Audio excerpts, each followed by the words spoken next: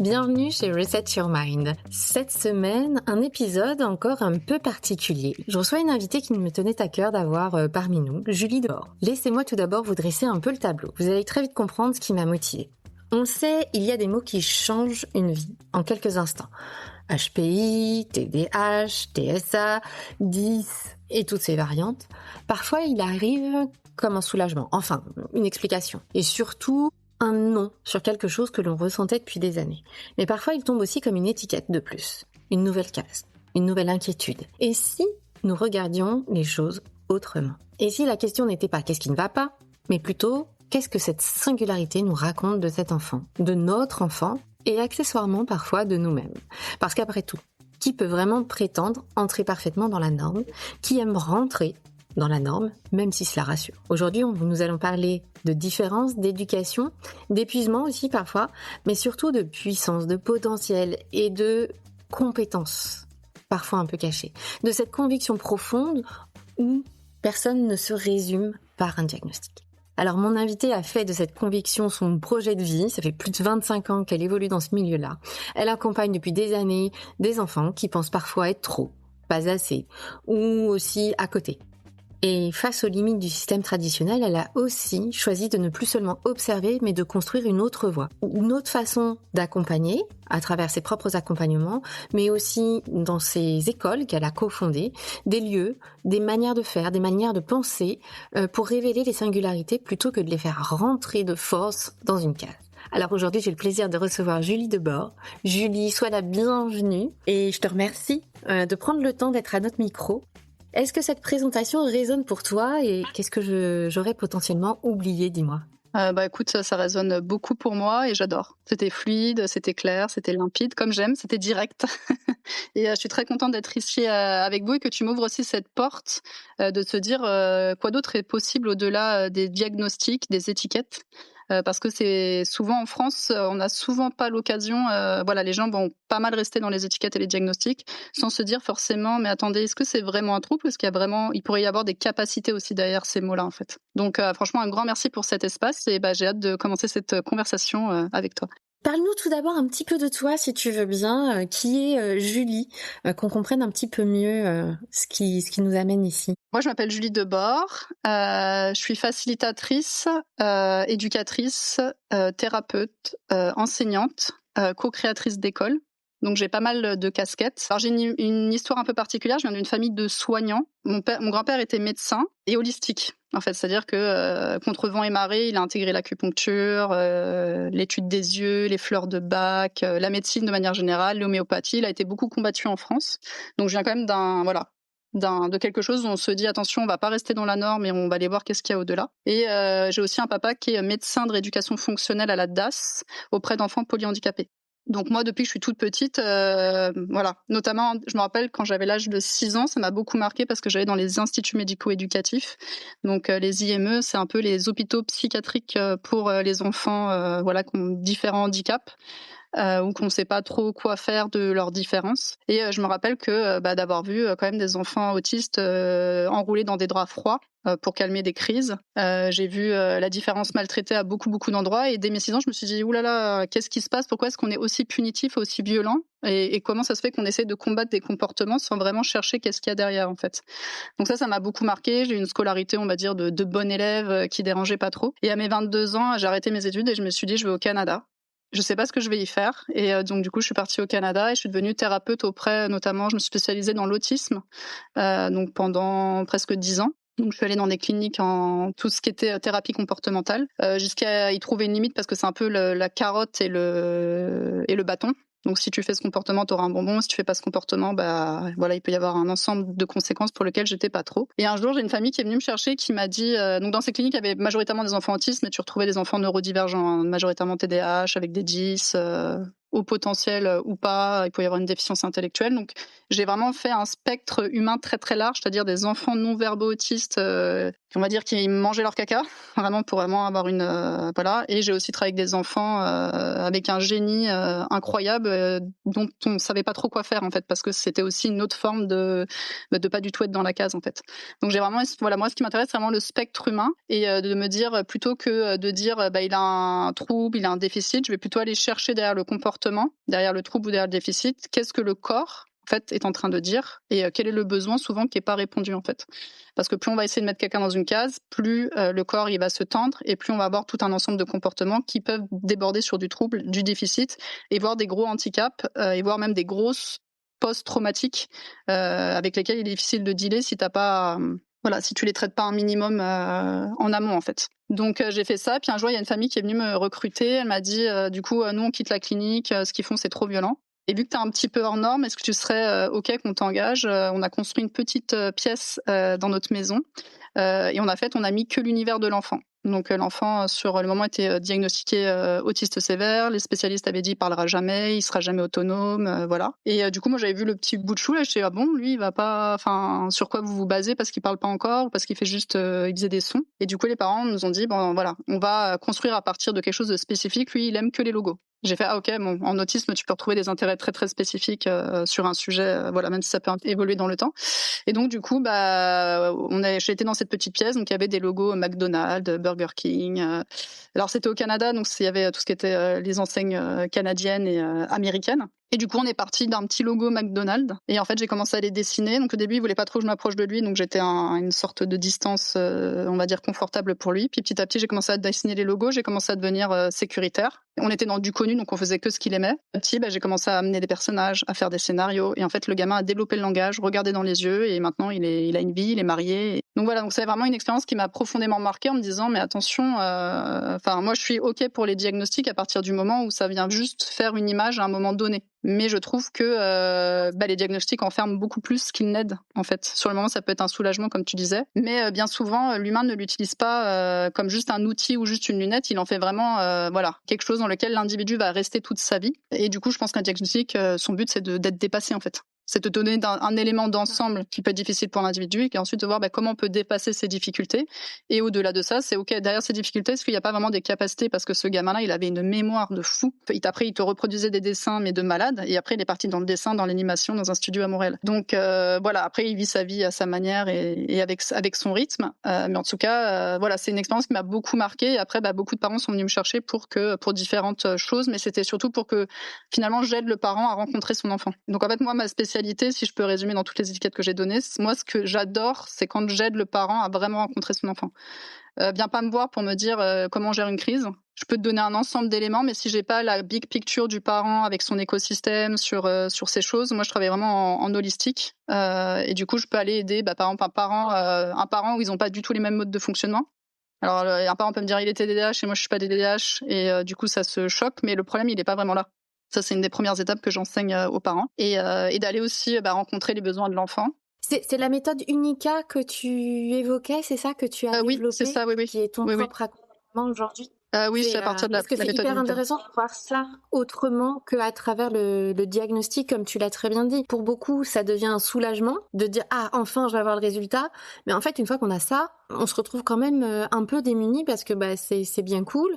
On a une étiquette de plus, une case de plus très souvent qui nous amène à devoir y rentrer. C'est aussi source d'angoisse pour beaucoup parce que qu'est-ce qu'on en fait? Donc toi, ton credo, si je puis dire, c'est vraiment comment éviter que le diagnostic devienne une identité. Et le premier pas, si je comprends bien, c'est déjà créer un espace propice pour être à la rencontre de cette différence, de cette singularité ou de ces singularités au pluriel. Parce que le premier besoin, de toute façon, pour un être humain, ça va être, peu importe le diagnostic ou la divergence, c'est vraiment que tu sois dans un endroit qui soit sécuritaire. Mais le deuxième, c'est le besoin de connexion, en fait, le besoin d'amour. Et chez les enfants qui peuvent capter énormément de choses dans leur environnement, le besoin de connexion, il peut être encore plus fort. Tu vois, parce que moi, j'ai une école, du coup, je suis créatrice d'une école aussi qui s'appelle Station Phoenix. On a des résultats assez incroyables avec les enfants parce que ce qu'on travaille en premier, c'est la sécurité. Donc la sécurité, forcément, de leur donner un endroit où ils sont en sécurité, mais c'est de leur faire travailler leur sécurité intérieure. Parce que si t'es pas en sécurité intérieure avec toi, il peut se passer un tout petit truc et ça va complètement te déstabiliser. Mais au-delà de ça, c'est aussi de se dire, en fait, les adultes, ils vont être en connexion, donc ils vont être en capacité d'être en dialogue avec moi. Et plutôt que de me dire, il est hyperactif, il est impulsif, je sais pas, il est autiste, il est mutique, il parlera jamais de sa vie. C'est comment moi, en tant qu'adulte, je deviens un espace sécuritaire pour permettre à l'enfant de se réguler. Parce qu'un enfant peut pas apprendre à se réguler tout seul. Il a besoin de l'adulte pour ça. Après, il va le faire tout seul. Mais comment je peux me permettre d'être cet espace sécuritaire et de connexion et d'amour, avec cet enfant-là, avec mon enfant, pour lui permettre de me rencontrer. Et en fait, on va gagner beaucoup de temps justement sur la gestion de crise. Moi, on me contacte beaucoup pour des gestions de crise et tout ça. Et je réponds aux parents, mais en fait, venez pas me voir pour ça parce que le problème, il est pas là en fait. Je peux vous dire 2-3 tips qui va peut-être vous aider avec votre enfant, mais les crises, elles vont avoir différents visages au travers des âges, et c'est pas forcément là qui est le problème. En fait, c'est comment moi aussi dans une crise, j'arrive à me réguler, à rester un espace safe, même si on n'est pas parfait. À un moment donné, on peut gueuler.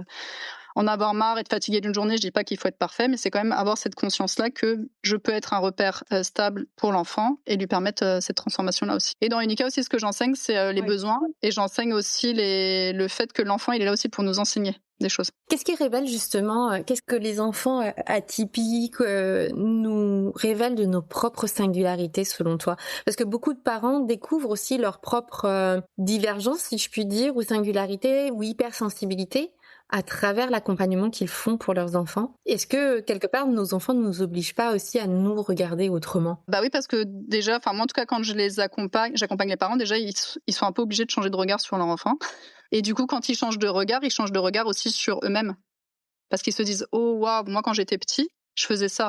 Ou moi quand j'étais petit, je pouvais pas faire ce qu'il est en train de faire. Et donc ça va réveiller pas mal de choses.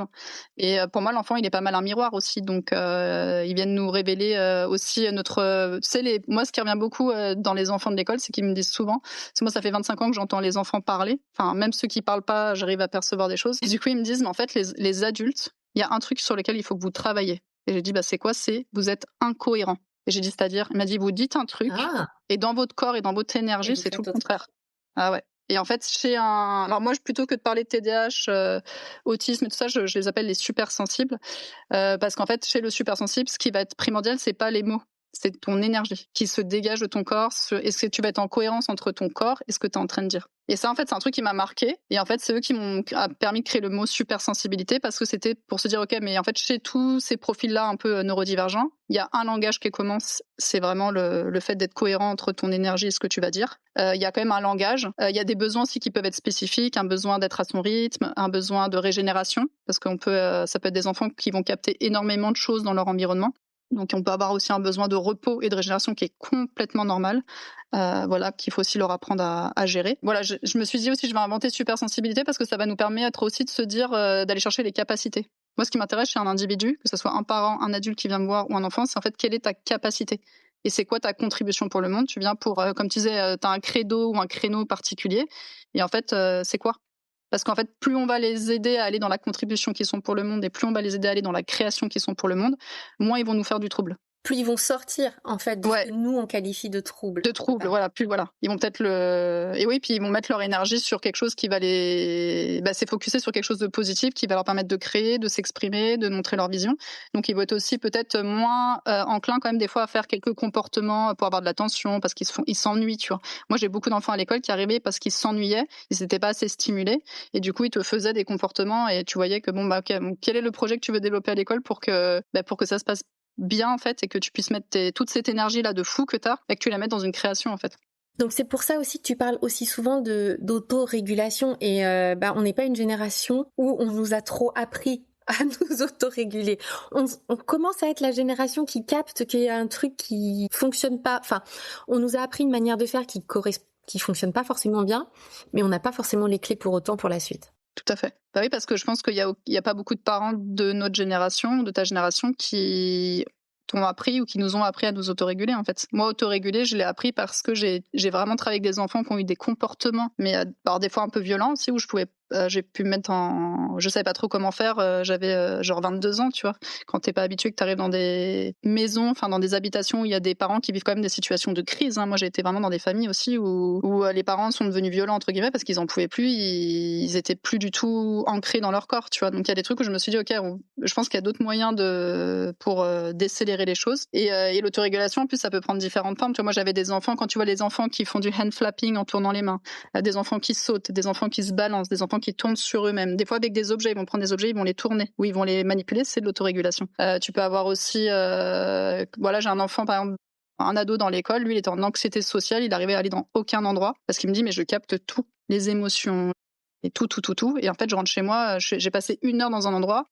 Je suis fatiguée pendant 4 jours. Et du coup, je lui ai dit, en fait, quoi d'autre est possible? Ok, je comprends, ça c'est ton mode de fonctionnement jusqu'à maintenant, mais est-ce que tu penses que tu serais capable de venir à l'école que les matinées? Tu viendrais pas toute la journée? Est-ce qu'il y aurait quelque chose, un objet connu, quelque chose que tu aimes faire, quelque chose qui te nourrit, qui pourrait te permettre d'être avec ton corps à l'école plus facilement? Et du coup, il me dit, bon, je réfléchis et je reviens demain. Le lendemain, il arrive avec, parce qu'il adore l'histoire, il est passionné d'histoire. Et puis, il lit des pavés sur des sujets, voilà, très particuliers en histoire. Et il arrive avec un livre, en fait. Le matin, il est arrivé, plutôt que de dire bonjour, il me dit, par contre, je serais pas en capacité de dire bonjour, je serais pas en capacité, machin. J'ai dit, très bien, si tu nous le dis et tout ça. Donc, pendant 3 mois, il est rentré dans la pièce du lycée, du coup. Il prenait son livre, il arrivait à 9h pile, et de 9h à 9h15, il lisait son livre. C'est-à-dire que tu lui disais bonjour, tu rentrais dans l'espace, il répondait pas, il s'en foutait. Il était vraiment concentré dans son truc, et à 9h15, il posait son livre, et il s'est écrit une petite routine, un petit rituel et tout ça. Et après, là, à la fin de l'année, le livre, il le sort très très rarement, en fait. Vraiment, ou parce qu'il a envie de lire aussi, parce qu'il aime le livre, tu vois. C'est pas juste de l'autorégulation. Et en fait, ce livre lui a permis de créer une sorte de moment connu dans un endroit inconnu. Et après, à la fin de l'année, il a plus forcément besoin du livre autant, en fait. D'où l'importance des rituels, en fait, et de ces choses connues qui t'ancrent et qui te permettent de créer cet espace sécuritaire que tu évoquais. À partir du moment où on sait qu'on est en sécurité nous-mêmes, à l'intérieur de nous, alors on peut aller vers les autres, mais on peut pas faire l'inverse. Non, ouais, tout à fait, oui. Et puis ça va être à l'enfant, à l'ado de choisir aussi quand est-ce qu'il le fait et quelle forme ça va prendre, en fait, aussi. Oui, parce que il y a un monde qui est celui qu'on connaît autour et qui a ses qualités et ses défauts, on va dire, et il faut réussir à trouver un moyen d'être bien aussi ou de s'adapter à ça et trouver ces comportements aussi où tu arrives à revenir dans cette sécurité, en fait. Oui, parce que tu peux pas être tout le temps exposé dans une zone qui te met mal. Donc c'est comment est-ce que t'acceptes de t'adapter, pendant combien de temps et de quoi t'as besoin pour revenir ensuite à toi? Oui, tout à fait. Ça a bluffé les enfants parce qu'ils ont dit la différence en 10 mois même dans la sociabilisation, en fait, c'est incroyable, en fait. Il vient, c'est lui qui donne les cours d'histoire dans l'école. Le système actuel, il atteint justement plutôt assez vite ses limites pour accompagner ses singularités. C'est ce qui t'a amené à créer Unica, tes propres accompagnements et cofonder ou co-créer l'école Station Phoenix. Tu peux nous en dire un petit peu plus de Unica, un peu de Station Phoenix aussi, puis surtout d'où vient ce feu sacré en toi qui te donne cette énergie, parce que c'est quand même un métier particulier, un métier qui est pesant au quotidien. D'où vient tout ça? Je pense que quand j'avais 6 ans, en fait, quand j'étais dans les IME, dans les hôpitaux, et que je voyais comment traiter la différence entre guillemets, ça m'a vraiment marqué, en fait. Et je me suis dit, je pense que dans ma petite tête de petite fille, je me suis dit, mais je pense que je vais trouver une solution à ça parce que c'est pas possible, en fait. Et surtout que après, j'ai travaillé aussi dans les classes Ulysse, et moi, on a mis des enfants dans des classes Ulysse, mais le gamin, c'était un génie. Mais j'ai dit, mais qu'est-ce que tu fais là, toi? Ah oui, parce que t'es 10 et que tu sais pas écrire, on t'a mis dans une classe Ulysse. Le gamin, il pilote des drones, il fait des applications. Il y a un moment donné, il y a eu un problème dans la sélection. Et aussi, mon petit frère, il a été mis par erreur quand il était en 6e dans une classe SECPA. Et je me rappelle que ça l'a traumatisé parce qu'il me dit, mais qu'est-ce que je fais là, en fait? Vraiment, qu'est-ce que je fais là, en fait? Et du coup, ça l'a dégoûté de l'école. Il a fait une phobie scolaire aussi. Donc, j'ai vu mon petit frère aller à l'hôpital, en hospitalisation. J'ai vu aussi tous les jeunes qu'il y a dans les hôpitaux à ce moment-là, des gamins brillants, très sensibles, très dans l'empathie, mais qui se font bouffer en fait aussi par leur capacité parce qu'ils savent pas comment les gérer. Et je crois qu'en fait cet ensemble de choses m'a marqué. Et je voyais aussi mon père à la DAS où on le forçait à mettre des diagnostics sur les enfants pour que les parents aient de quoi aient aussi l'argent qui va avec le diagnostic aussi. Parce qu'on sait très bien qu'avoir un diagnostic, ça ouvre aussi à des aides et c'est OK. Mais il y a aussi tout un système derrière ces diagnostics que j'ai vu. Donc, si tu veux, j'ai vu l'envers du décor. C'est quand je suis partie aussi au Canada, en fait, que j'ai vu qu'il y avait d'autres manières de faire. Les Canadiens étaient quand même beaucoup plus doux avec les enfants. Donc, je me suis dit, il y a d'autres possibilités, d'autres choses. Et après, moi, je pense que ma spécificité, c'est vraiment de créer des choses qui n'existent pas. J'aime bien dire que je vais dans un système et que je l'outre-crée. Je vais dépasser l'existant pour créer des choses nouvelles. Pas parce que c'est nul, mais parce qu'en fait, c'est pour moi, c'est ce que je dis aux enfants, c'est que je dis, on a tous une contribution particulière à apporter au monde. Et c'est notre devoir d'amener nos spécificités. Donc là, ce que je fais avec l'école Station Phoenix, c'est qu'on regarde les incohérences, par exemple, des programmes scolaires. On essaye d'en faire autrement et on a fait une sorte d'emploi du temps qui permet d'allier passion, enseignement académique, émotionnel et tout ce qui va être bien-être de soi aussi à l'école. Donc et ça m'amuse parce que je suis dans ma capacité et c'est pas si lourd que ça parce que bon, je suis pas toute seule non plus, hein. Mais moi, ça m'amuse d'aller dans des endroits, tu vois, quand on m'a dit: «Bah, cet enfant, il parlera jamais», bah, OK, peut-être, point de vue intéressant. Tu as un point de vue intéressant, mais ce point de vue n'est pas forcément le mien. Si j'essaye et que j'y arriverai pas, peut-être que je vais m'allier sur ton point de vue, mais je me dis que dans l'énergie, j'avais senti vraiment que c'était quoi d'autre est possible. En voyant l'enfant et en regardant ce qu'il faisait quand même, je me suis dit non, c'est pas vrai ce qui est en train d'être dit en fait. Donc en fait, moi, ce qui me donne de l'énergie, c'est vraiment de savoir que je vais avoir un impact, que je vais créer des choses nouvelles. Donc ce feu, il vient de là. Il vient de là. J'adore parce que j'adore ce que tu viens de dire c'est ton point de vue. Le diagnostic, en fait, c'est un point de vue. C'est pas une vérité. Bah en fait, il y a un truc que tu peux faire pour pas rentrer en réaction, parce qu'en fait, dans cette réalité, on va te contrôler quand tu rentres en réaction. Donc, le but de pas rentrer en réaction, c'est de se dire, OK, fine, la personne en face de moi, elle a un point de vue. Moi, ce que j'aime bien dire, c'est point de vue, je le dis dans ma tête, hein, je le dis pas à lui, hein, forcément. Je peux peut-être lui dire la phrase de point de vue intéressant, mais dans ma tête, je me dis point de vue intéressant que cette personne ait ce point de vue intéressant. Point de vue intéressant que cette personne. Et je le dis jusqu'à ce que la tension dans mon corps, elle parte. Et puis parfois, c'est point de vue intéressant que j'ai ce point de vue intéressant aussi. Parce que la personne, elle peut très bien avoir un point de vue qui me convient pas, mais ça veut pas dire que moi j'ai raison, que lui il a raison, ou que lui il a tort, en fait, tu vois. C'est deux réalités qui existent. Et pour moi, c'est ça aussi mon travail, c'est de permettre à chacun des enfants qui vient me voir, chacun des parents qui vient me voir, c'est de leur permettre de créer leur réalité. T'es là pour créer ta réalité et chaque réalité enrichit celle des autres. Alors, je pense que ça, c'est extrêmement intéressant et important. Les personnes qui nous écoutent au sein de Reset Your Mind vont sentir l'écho. J'adore cette distance que tu mets entre, et ce respect aussi que tu mets, point de vue, peut-être pas forcément le même que le mien, mais surtout ne pas rentrer en je veux avoir raison, ou il a tort, j'ai raison, ou alors il a raison, j'ai tort, qui vient complètement biaiser aussi le rapport à l'autre. Merci vraiment pour ça. Il y a quelque chose que j'aimerais aborder avec toi et qui est plutôt une réflexion. Et si le vrai enjeu n'était pas de réparer nos enfants, mais de leur éviter de croire qu'ils sont cassés? Quelles sont les phrases, les regards ou les comportements qui construisent justement, qui détruisent l'estime, selon toi, hein, de nos enfants? C'est les trucs assez simples, c'est de dire, de vraiment faire sentir à l'enfant que tu es là pour lui, que tu vas être présent. Et moi, j'aime bien l'écoute active, c'est-à-dire que l'enfant, il va parler, il va s'exprimer, toi, tu vas pas forcément répondre. Et moi, il y a une question que j'utilise mais tout le temps à l'école. Donc, j'avais un gamin, il arrêtait pas de s'agiter dans tous les sens. Il était sorti de la classe parce qu'il s'énervait et puis il marchait de long en large comme ça, mais vraiment super rapidement. Et il me dit, ouais, Julie, je suis en train de m'autoréguler. Je lui dis, alors, excuse-moi, Arthur, mais non, tu n'es pas en train de t'autoréguler, tu es en train de t'énerver tout seul. Ouais, faut pas me dire ça, nanana. Et du coup, je lui ai dit, mais en fait, tu cherches à t'autoréguler parce qu'il y a une situation, il y a quelque chose, ça j'entends, et c'est vachement bien cette démarche que tu es en train de faire. Mais est-ce que moi, je peux t'aider dans quelque chose et tout ça? Et est-ce que de quoi tu as vraiment besoin, en fait? Et il me dit, mais si je pouvais prendre un coussin et taper dedans et hurler toute ma colère, ben, je le ferais. Et je lui ai dit, bah, qu'est-ce qui t'en empêche? Et il me dit, bah, on est à l'école. Je dis, bah, là, il y a une petite pièce qui est pas occupée. Tu vas me prendre un coussin tu vas voir ta prof dans la classe, tu prends le coussin, tu vas dans la petite pièce, tu préviens que t'es énervé, que tu vas crier, mais que tu reviens, que je suis à côté, voilà, et tu fais ton truc. Donc, il a pris le coussin, il a hurlé, mais vraiment, il a hurlé, hein. Et en plus, les gamins lui ont remercié parce qu'on dit, mais merci parce que nous aussi, on est en colère, mais on sait pas d'où ça vient, en fait. Donc, il a permis aussi cet espace-là. Et du coup, le gamin, il a été répondre à son besoin. Moi, je lui ai juste dit, est-ce que moi, je peux te contribuer? Est-ce que je peux t'aider? Est-ce que tu es sûr que, enfin voilà, tu penses qu'en marchant, c'est s'autoréguler, mais il y a plein d'autres formes, en fait, pour faire, en fait. Et donc, du coup, ouais, c'est de pouvoir permettre ça, en fait.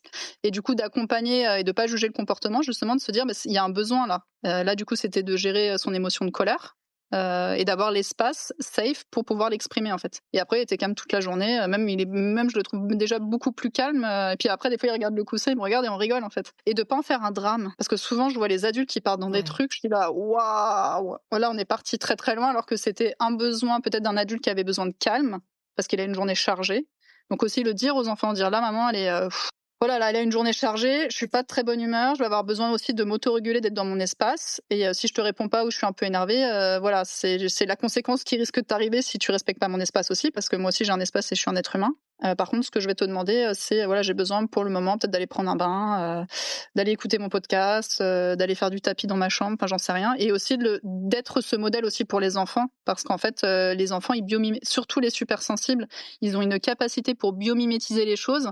Et en plus, ces gamins-là, ce qu'ils essaient de faire souvent, c'est de t'aider à décharger tes émotions. Ils essayent de t'aider. Donc ils vont prendre l'émotion avec eux, ils vont dupliquer en plus avec des émotions que eux ils n'ont pas gérées à eux, et après ça fait un gros bordel familial avec. Moi je reçois pas mal d'enfants qui peuvent avoir des troubles de l'opposition, et du coup faut vraiment décanter tous les comportements, les besoins, les trucs, les machins, et souvent c'est deux besoins humains qui à ce moment-là se sont un peu entrechoqués parce que c'était pas le même en fait. Donc une maman qui peut avoir besoin de prendre son fils en rentrant de l'école ou de savoir absolument ce qu'il a fait à l'école, et le gamin qui a besoin de son espace parce qu'il il a encore la sonnerie dans les oreilles de l'école, il a encore le grincement des chaises, il y a un truc qui est pas passé quand il a mangé, quelqu'un qui lui a dit quelque chose, il a pas compris le sens social du truc, il est encore dedans, enfin tu vois. Et en fait on vit tous notre réalité et ça peut être difficile de se rejoindre en fait, voilà. Mais souvent on va se rejoindre par la connexion conflictuelle. Mais il y a d'autres manières de faire en fait. Mais c'est très évocateur ce que tu dis, puisque bon, moi je suis plutôt au contact d'adultes, même si j'ai des enfants, mais je le vois aussi dans le monde du travail, c'est-à-dire que on parle beaucoup de gérer ses émotions, etc., mais on n'a tellement pas été éduqués dans cette voie-là qu'on le voit au travail, dans les réunions. Un simple petit truc qui peut prendre des proportions pas possibles, ou des échanges mails, des échanges Slack ou Teams ou autres, et parfois quand t'es spectateur, tu vois le truc prendre de l'ampleur, tu fais oula, mais que se passe-t-il? Et il y a vraiment derrière ces émotions non gérées, ces besoins non écoutés qui prennent une ampleur dingue, alors qu'il y a pas d'enjeu réel. En fait. Oui, non, il y a pas de. Et puis au contraire, ça ralentit les choses. Après, nous, ce qu'on aime bien faire à l'école aussi, au-delà de que les enfants ont cet espace-là aussi avec nous pour, voilà, il y a toujours un adulte disponible ou pas, ou si on n'est pas disponible, moi des fois je dis voilà, ah non, mais pause, non, en fait, va discuter avec un copain. Enfin, quoi d'autre est possible que l'adulte aussi? Des fois, il faut qu'ils gèrent aussi leur truc. À l'école, on fait ce que demandent de plus en plus les élèves qu'on leur a appris, on fait des cercles de parole. Donc une fois par semaine, ou des fois un matin quand ils sont pas réveillés, machin, tout ça, on se met en cercle. Et en fait, on adresse soit une émotion, soit un truc, ou un truc à dire qui a pas été, ou un truc qu'on aimerait beaucoup faire parce que on a dit qu'on allait le faire et qu'on l'avait pas encore fait parce que ça s'est pas mis dans l'emploi du temps. Et en fait, le fait d'avoir ces moments de connexion aussi en groupe, ça aide. Parce que on sait aussi qu'on a l'espace pour communiquer, et peut-être que c'est aussi ce type d'espace qu'il faudra en entreprise, tu vois, l'air de rien. Oui, et c'est toute cette difficulté aussi entre travail en remote, en télétravail, présentiel, etc., qui vient aussi perturber les habitudes, au-delà de changer énormément le mode de fonctionnement et les repères.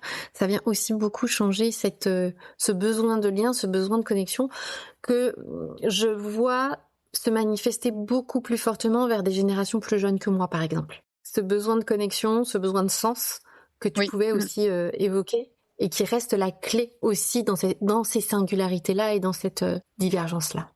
Ouais, puis les nouvelles générations qui arrivent, tu vois, ça va être encore, je veux pas dire pire parce que pour moi c'est positif, mais pour ceux qui sont pas en capacité d'accueillir ça va être pire en fait.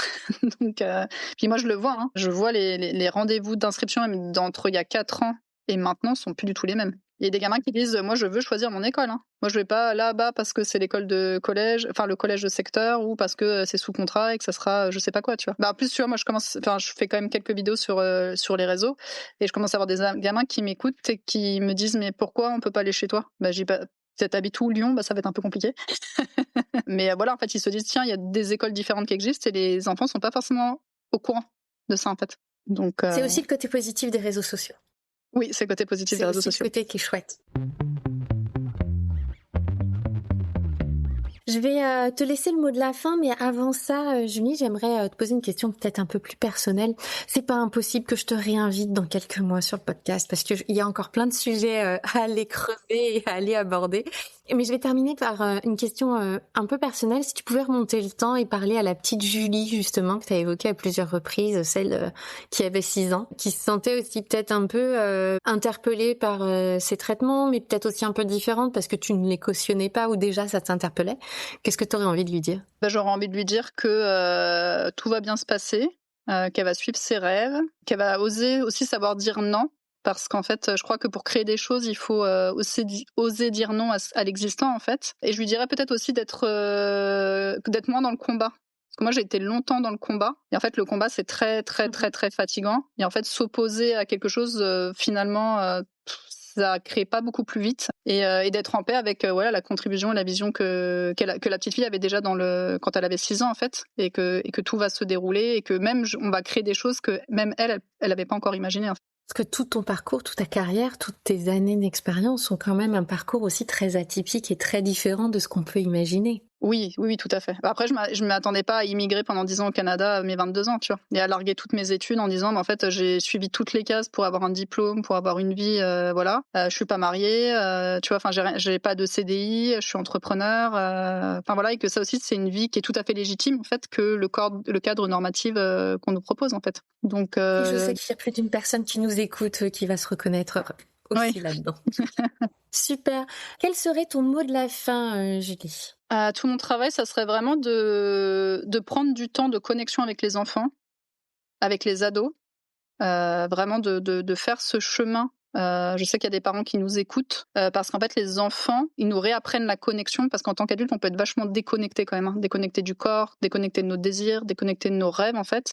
Et que les enfants, ils ont aussi ce rôle-là de nous enseigner des choses, donc de vraiment pas hésiter à écouter, observer ce qu'ils ont à nous dire. Et vraiment aussi, je dirais aux adultes de vraiment tous les matins de se dire je suis une personne merveilleuse, je veux vraiment être dans la douceur et vraiment la vulnérabilité avec moi-même, et qu'en fait, il n'y a rien qui est grave. Vraiment, voilà, on a tous le droit à l'erreur, on a tous le droit de péter un câble aussi de temps en temps, ça fait du bien. Puis des fois, il y a des gens qui reçoivent que l'énergie du killing en mode comme ça, et c'est comme ça. Et vraiment d'être d'être vraiment en amour de soi, parce qu'en fait c'est aussi ça qu'on enseigne à nos enfants. Plus on va être dans l'amour de soi, le respect de soi, et plus on va l'enseigner aussi à nos enfants, et moins ça prend de temps d'enseigner aux enfants aussi, parce qu'ils voient ça. Et les enfants, ils sont aussi pour nous rappeler ça, l'amour, en fait, la connexion, l'amour, le partage, la créativité, la joie. Donc de pas hésiter à ces moments de connexion, c'est pas des pertes de temps, et c'est beaucoup de gains d'énergie. Et l'autre a beaucoup à nous apprendre, même si votre mode de fonctionnement n'est pas le même que celui de votre enfant. Parce que tu peux avoir des parents qui sont assez similaires et des enfants et des parents qui sont pas du tout pareils, mais que dans nos différences, on vient vachement se compléter, hein, et de pas lâcher, quoi. Ouais, de pas lâcher et de continuer, mais c'est très intéressant et je te remercie. Je sais que tu as créé, donc je mettrai tous les liens dans les commentaires de l'épisode, donc vous allez pouvoir les retrouver. Je sais que tu as créé aussi une newsletter que tu envoies assez régulièrement, que j'adore lire aussi. C'est une de celles que j'attends avec impatience. Donc je mettrai les liens en commentaire. Donc il y a la partie Unica et la partie Station Phoenix, mais je mettrai principalement ton profil LinkedIn en contact pour pouvoir rester avec toi. Et j'invite vraiment les auditeurs, auditrices à partager cet épisode à toute personne qui pourrait être utile, à qui cet épisode pourrait être utile autour de soi. C'est parfois juste ce petit geste-là qui peut faire la différence pour une journée, une prise de décision ou une reconnexion avec ses enfants. Merci beaucoup Julie pour ton temps et puis à très vite, je pense. Merci beaucoup.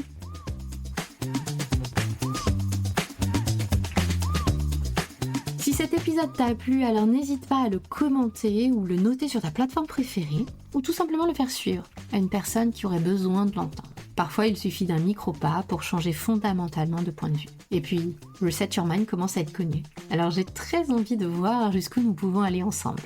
À la semaine prochaine.